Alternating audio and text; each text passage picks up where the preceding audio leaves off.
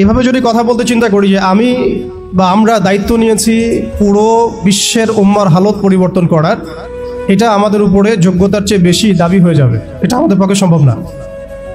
পুরো বিশ্বের উম্মার ইসলাহ, সংশোধন, পুনরুদ্ধার, পুনর্গঠন, এটা আমাদের পক্ষে মনে হয় না সম্ভব। আমাদের পক্ষে কতটুকু সম্ভব? আমরা উম্মার যে অংশ বিলং করি সেই অংশে উম্মার পুনর্গঠন কিভাবে সম্ভব? উম্মা অনেক ব্যাপক একটা শব্দ, অনেক গভীর একটা শব্দ। উম্মার মধ্যে দুটো ভাগ আছে, একটা হচ্ছে উম্মাহ তো দাওয়া এবং উম্মাহ ইজাবা। দাওয়া অর্থাৎ নবী সাল্লাল্লাহু আলাইহি ওয়াসাল্লাম সবাইকে দাওয়াত দিয়েছেন। এর মধ্যে কাফের, মুশরিক, মুনাফিকরাও উম্মার অন্তর্ভুক্ত। আব্দুল্লাহ বিন উবাই এবং তার অনুসারীরা কি উম্মার অন্তর্ভুক্ত নয়?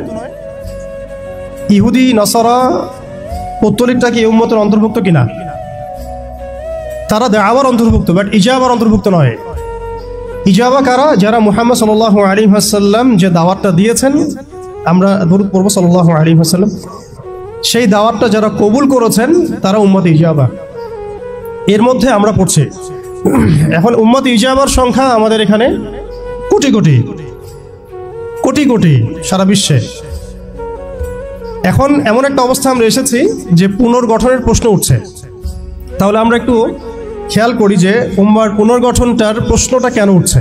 এক নম্বর কথা, উম্মা কি এটা তো আমরা বুঝতে পারলাম, এবং উম্মার আমরা কোন অংশ এটাও বুঝতে পারলাম। পরিপূর্ণ উম্মার ইসলাহ ও সংশোধন আমাদের এককভাবে একার পক্ষে সম্ভব না, এটাও বুঝলাম।